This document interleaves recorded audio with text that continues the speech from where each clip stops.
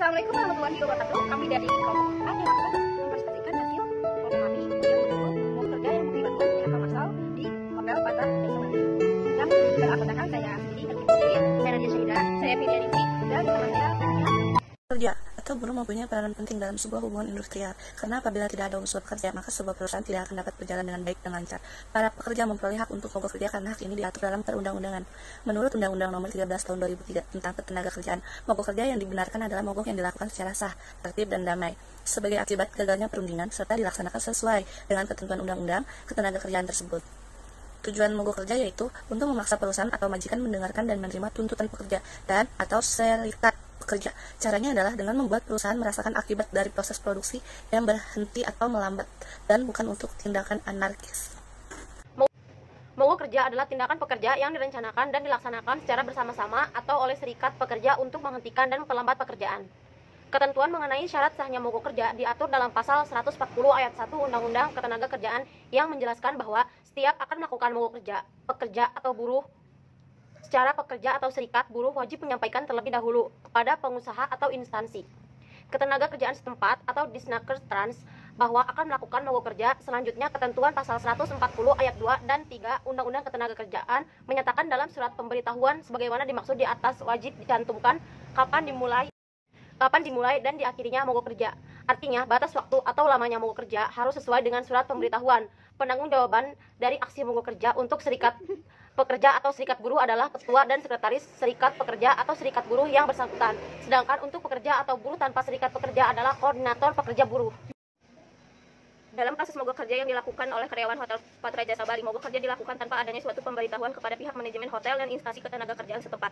Dalam ketentuan pasal 3 Ketenagakerjaan Tenaga Kerja dan Transmigrasi nomor F232 Men 2003 tentang akibat hukum mogok kerja yang tidak sah menyebutkan bahwa mogok kerja tidak sah apabila dilakukan yang pertama bukan akibat gagalnya perundingan, dan yang kedua tanpa pemberitahuan kepada pengusaha dan instansi yang bertanggung jawab di bidang ketenagakerjaan atau berdasarkan ketentuan pasal 3 Men Tenaga Kerja dan Transmigrasi tersebut di atas, maka dapat dikatakan mogok kerja yang dilakukan karyawan Hotel Patra Jasa Bali tidak sah dan berdasarkan pasal 6 ayat 1 Kepmen Tenaga Kerja dan Transmigrasi dapat dikualifikasikan sebagai mangkir.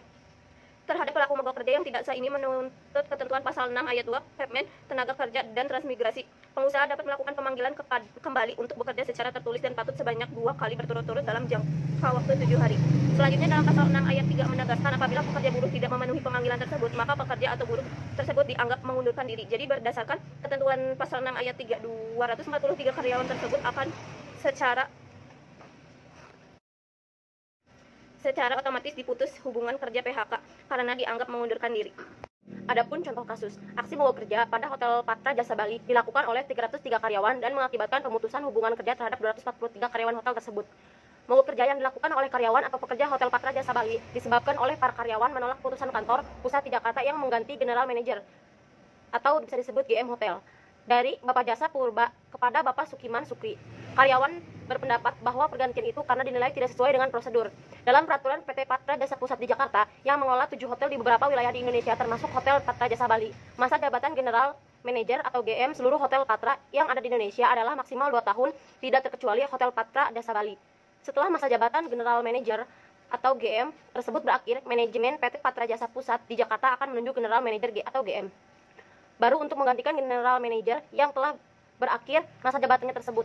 Pihak manajemen Hotel Patra Jasa Bali telah berkali-kali melakukan usaha pemanggilan karyawan untuk bekerja kembali di Hotel Patra Jasa Bali dengan syarat menandatangani pernyataan pemanggilan karyawan untuk bekerja kembali di Hotel Patra Jasa Bali dengan syarat menandatangani pernyataan loyal kepada perusahaan. Namun, 243 karyawan Hotel Patra Jasa yang melakukan mogok kerja tidak menanggapi pemanggilan untuk kembali bekerja tersebut. Pada akhirnya, pemutusan hubungan kerja atau bisa disebut dengan PHK massal pun dilakukan oleh manajemen Hotel Patra Jasa Bali. Kesimpulan, berdasarkan pada pembahasan tersebut, maka dapat dirumuskan suatu kesimpulan sebagai berikut.